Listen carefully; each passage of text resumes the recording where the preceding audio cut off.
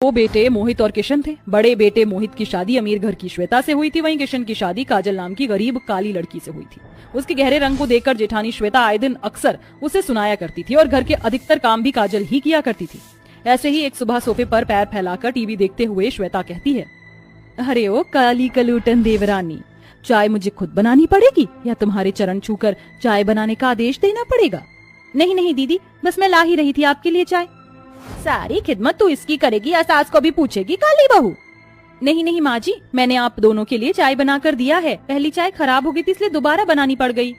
अच्छा हुआ तुम टाइम पर आ गई, वरना मेरा गुस्सा देखती। जाओ, कमरे में कपड़े पड़े हुए हैं, इनकी व्हाइट शर्ट भी है, अच्छे से धोना, कहीं तुम्हारी काली सूरत के रंग से इनके कपड़े खराब ना हो।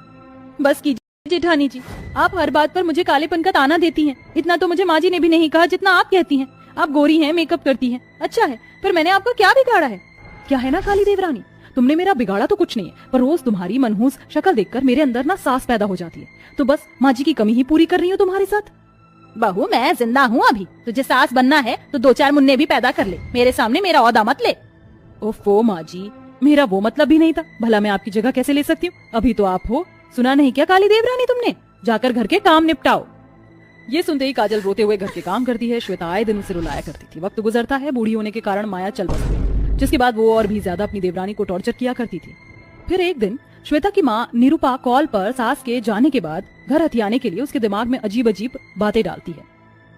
अरे वाह माँ, बिल्कुल ठीक कह रही है मम्मी जी, तो चल बसी है, और अब घर की बड़ी बहू मैं हूँ, प्रॉपर्टी जायदाद अपने नाम कर लेती हूँ, काली देवरानी और देवर जी को भी भगा देती हूँ, ऐसे भी मासूम से हैं।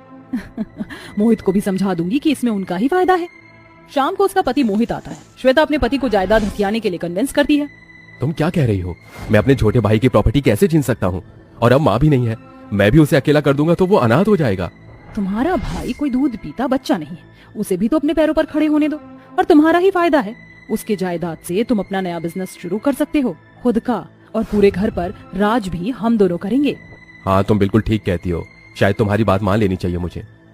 ठीक है। अरे ओ काली देवरानी, तुम्हारे जेठ जी आ गए हैं, जरा गरम गरम खाना लगा दो। जी जेठानी जी, खाना बन गया है, आप सब आ जाइए। इसके बाद सब एक साथ खाना खाते हैं तो मोहित अपने छोटे भाई किशन से कहता है, अरे किशन, मैं कह रहा था कि मैं एक नए काम की शुरुआत करना चाहता हूँ, बिजनेस का। तो इस घर का आधा हिस्सा मुझे दे दे, जब मेरा बिजनेस बढ़ जाएगा तो मैं वापस कर दूंगा। भैया, आप पर भी तो अपना हिस्सा है, आप उससे कर लीजिए। अरे तुझे अपने बड़े भाई पर विश्वास नहीं है क्या?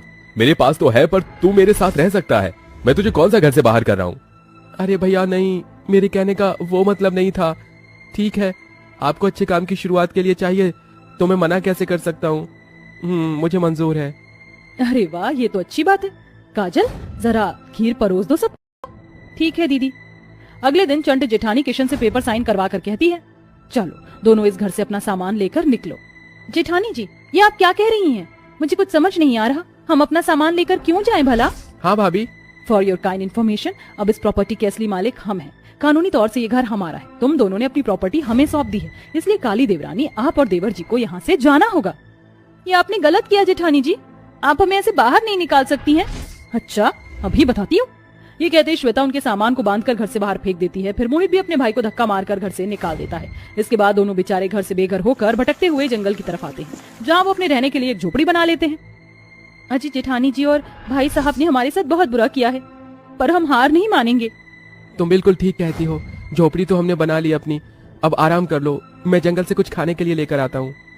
मेरे पास 100 रुपए हैं, मैं मसाले आटा वगैरह ले आती हूँ दुकान से। ठीक है। फिर दोनों वैसा ही करते हैं। काजल सामान लाकर चूल्हा बनाती है, वहीं किशन को जंगल में खाली टमाटर की खेती मिल जाती है, जिससे वो टमाटर ले आता है।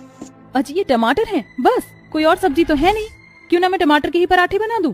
हाँ, ये ठीक रहेगा। फिर काजल टमाटर के पराठे बनाकर तैयार कर लेती है, जिसे किशन चाव से खाता है। अरे वाह काजल, तुमने तो बहुत स्वादिष्ट पराठे बनाए हैं। सच में मैं सोच रहा हूँ क्यों ना हम टमाटर के पराठे बनाकर बेचें, वो भी टमाटर की चटनी के साथ। जी वो तो ठीक है, पर इतने सारे टमाटर आएंगे कहाँ से? जंगल में बहुत सारे टमाटर के पौधे हैं, वहीं से ले लेंगे। ठीक है। फिर किशन जंगल से और टमाटर तोड़ के ले आता है। काजल जंगल से बाहर की ओर आकर टमाटर के पराठे बनाकर बेचने लगती है। आइए आइए, बढ़िया बढ़िया, 20 रुपए प्लेट टमाटर के पराठे खा लीजिए, और टमाटर की चटनी के साथ। आइए आइए, लाजवाब खाने को चखिए। सुनिए, मुझे 1 प्लेट दे दीजिए, खुशबू बहुत अच्छी आ रही है। और मुझे भी दीजिए, मैंने आज तक टमाटर के पराठे नहीं खाए हैं। अरे बिल्कुल लीजिए। इस तरह पहले ही दिन उनके टमाटर के पराठे सबको पसंद आ जाते हैं। धीरे धीरे दोनों बहुत मेहनत करके अपना नाम कमा लेते हैं। वहीं दूसरी ओर उन्होंने उसी जंगल में टमाटर की और खेती करनी शुरू कर दी थी, जिससे वो टमाटर के पराठे और चटनी बनाकर बेचा करते थे। 1 साल के भीतर वो टमाटर के रेडी से रेस्टोरेंट खोल लेते हैं, क्योंकि वो बहुत मशहूर हो गए थे। एक्सक्यूज मी, हमें आपके फेमस टमाटर वाले पराठे खाने, वो भी टमाटर की चटनी के साथ। क्या रेस्टोरेंट में सिटिंग है? अरे बिल्कुल बिल्कुल, आप फिक्र मत कीजिए, हमारे यहाँ ऊपर के फ्लोर पर भी सिटिंग है। आप बैठिए। काजल, एक टमाटर के पराठे की प्लेट लगा दो।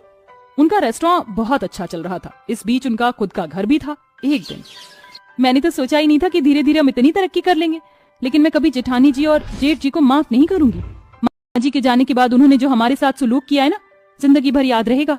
देखो, हमारे साथ जो होना था हो गया। अब हम अपनी जगह खुश है ना, तो उनको बुरा क्यों कहना, उन्हें अपने में खुश रहने दो। जी। तभी 2 भिखारी से फटे हुए कपड़े में हाथ फैलाकर खाना मांगते हैं। अरे हम दोनों को ना भूख लग रही है, कोई हमें खाना दे दो, भगवान तुम्हारा भला करेगा। हाँ, हमें खाना दे दो। मोहित भैया और भाभी, अरे आप वो भी ऐसे हाल में, अंदर आइए, इधर बैठिए। ये सब कैसे हुआ जेठानी जी?